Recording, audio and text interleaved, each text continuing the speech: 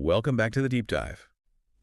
Today, we have a mission that's, well, maybe a little meta. Meta, how so? Well, we're not diving into a source about, say, history or biology. Mm-hmm. Instead, we are turning our analytical tools onto the structure of a learning resource itself. Ah, okay. So we're looking at how something teaches, not just what it teaches. Exactly. We're going to sort of reverse engineer the blueprint for efficient knowledge transfer. Our sources today are notes related to a specific product designed for rapid knowledge acquisition. It's a series called Quick English Challenges Mini Lessons. Right. And our goal is pretty simple. We want to understand the architecture, what structural components, what rules may be imposed by the creators, make this system potentially so effective for a busy learner like you. We are looking for the mechanism of success. Okay, let's unpack this. That's exactly right. We are basically treating this learning tool like a piece of engineering. Okay. Our focus is squarely on the design principles, the mechanism of efficiency and retention that's built into this resource. By analyzing these quick English challenges, we can hopefully identify a kind of universal template for highly structured, time-respecting education.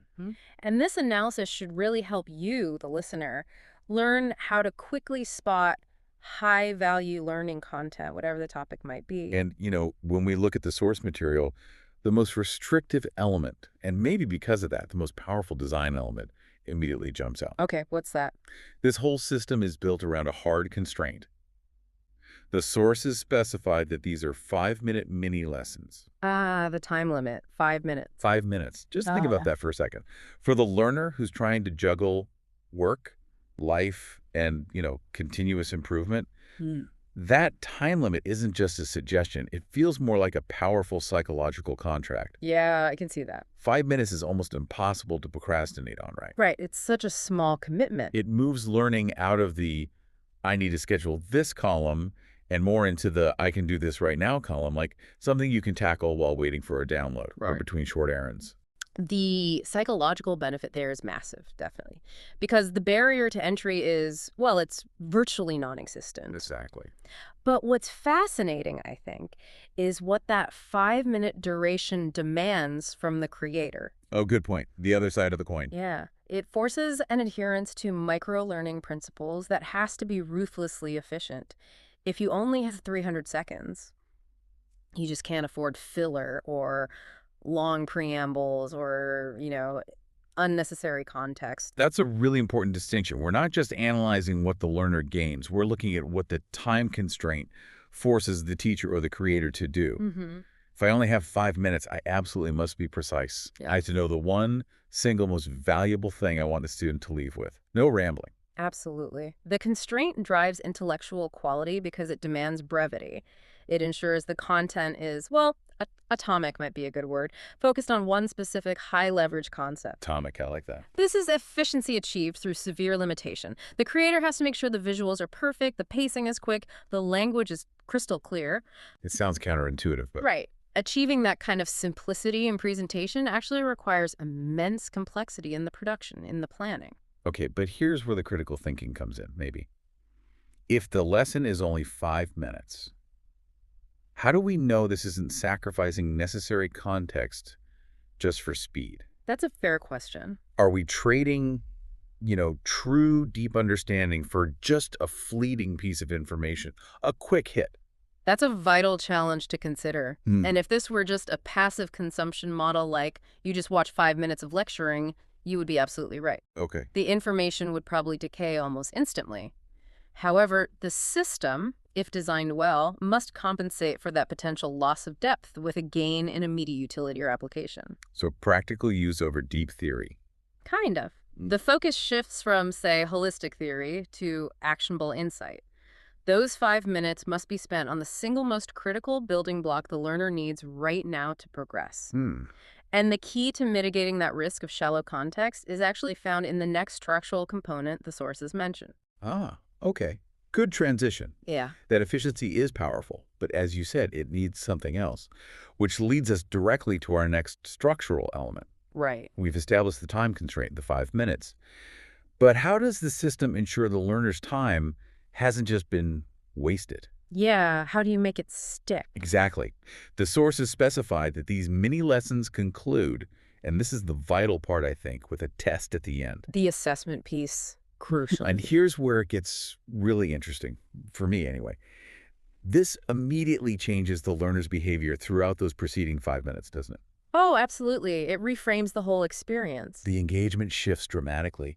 You go from just passively receiving information to active accountability. Knowing a challenge, a test, is coming forces a kind of focus that a mere informational video just doesn't require. Mm-hmm. You are actively learning or preparing to demonstrate learning, not just watching. And if we connect this to the bigger picture, cognitive science and how we retain knowledge, immediate assessment is absolutely non-negotiable for this kind of format to actually work effectively. Non-negotiable. Strong word. Why? Well, in these fast-paced micro-learning environments, the information often enters what's called the fleeting short-term memory system, working memory, basically. That's stuff you forget quickly. Exactly. That memory decays incredibly rapidly unless you do something with it. So to solidify the lesson, to actually transfer it into more durable long-term memory, the learner must retrieve the information they just heard or saw. Retrieve it. Like, pull it back out. Precisely. This is the principle of active recall. The test component in these quick English challenges, it doesn't just check if you learned, it actually completes the learning process for that chunk. Wow, okay. So the test is the learning, in a way. It forces that retrieval event, which strengthens the neural pathways associated with that new piece of knowledge. It helps lock it in. So the test isn't just some, administrative chore tacked on at the end. It's a cognitive necessity built directly into this efficiency model. That's a great way to put it, cognitive necessity. It's the mechanism that says, yes, you committed 5 minutes, and here is your instant proof that you got something out of it. Yeah. That instant validation must be a huge psychological motivator too, right? Precisely. It provides immediate gratification. Think about it. In a world where long courses often leave you feeling like you haven't really achieved anything concrete until a final exam weeks or months later, Yeah, that can be demoralizing. this system offers a continuous feedback loop. Mm. You get the win right away, you complete the challenge, you pass the test, bang, you're immediately ready and probably motivated for the next 5-minute segment. Right, little victories. Little victories. And without this testing component, the efficiency of the short time constraint would honestly collapse because you'd just be constantly relearning what you forgot 20 minutes earlier. It's truly a clever piece of structural engineering when you put it together like that. It is. Use a constraint, the 5 minutes, to force focus and simplicity, and then use immediate application, the test, to solidify that simple concept. That's the core loop. Okay, now that we've analyzed the how and the why behind this structure, let's move to the practical element.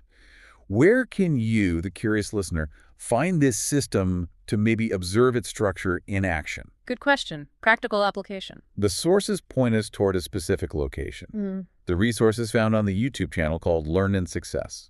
Simple enough. Learn and Success on YouTube. Okay, straightforward. But, this location detail combined with another piece of info from the sources leads us to an even broader and I think more crucial insight about the system's overall viability. Something often overlooked in discussions about microlearning. Oh, what was The that? source notes specifically reference episode 75 of this mini lesson series. Episode 75. Yeah, I saw that. 75. Just Right. think about what the existence of 75 episodes actually implies. Consistency. Volume. Exactly. It raises an important question. What happens to learner trust and, maybe more importantly, long-term commitment when a learning tool demonstrates this level of deep consistency? Right. That number, 75, it suggests this isn't just some prototype or a little pilot program they tried out. Not at all. It signifies that the creators have somehow mastered the high-speed production demands that must be required by that 5-minute constraint. Which, as we discussed, is complex. Right. And they've done so sustainably over a pretty long period to get to 75 episodes. It's consistency engineering, really, applied to education. For the learner who's looking to commit to a long-term goal, like, say, mastering English, as in this example, finding a reliable pipeline of content is absolutely essential. You need to know it's going to be there next week. Next month. Precisely. Knowing that 74 preceding lessons adhered to the exact same 5-minute structure and the exact same immediate testing mechanism that builds massive confidence, you trust the product because you trust the pattern. That makes sense. Reliability is key for commitment.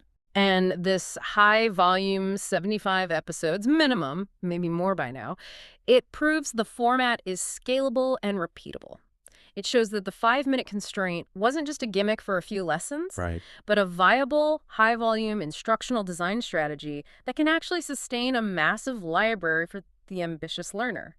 A single high-quality lesson is interesting, sure, but 75 structurally identical, high-quality lessons, that starts to look like a real learning pathway. That's a powerful takeaway. We're identifying the reliability factor here.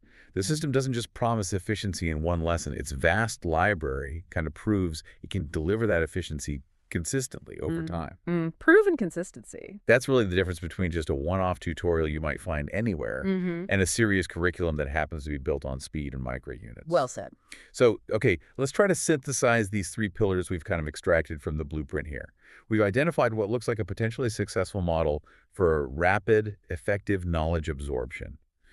And it seems built on these non-negotiable structural requirements. Right, the core components. First, the highly constrained time limit, just 5 minutes, which forces that intellectual simplicity and focus. Yep, color one. Second, the required application via the test component at the end, which guarantees active recall and hopefully better retention. Pillar two, the reinforcement.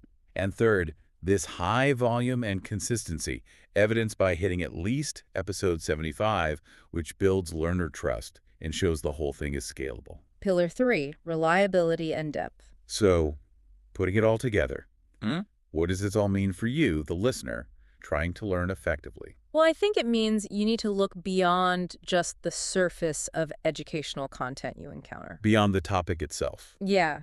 The true value isn't always just in the facts being presented, but maybe just as much in the efficiency and the accountability that are built into the design of the resource. Look at the structure, not just the information. Exactly. If a resource minimizes the barrier to entry with, say, a really short duration, and it maximizes retention through immediate application or testing, then you've likely found a tool that respects both your time and your memory's limitations. That's a good filter. Respects Yeah. time and memory. Yeah. So we'd encourage you to maybe seek out resources, whatever you're learning, that build in that immediate accountability.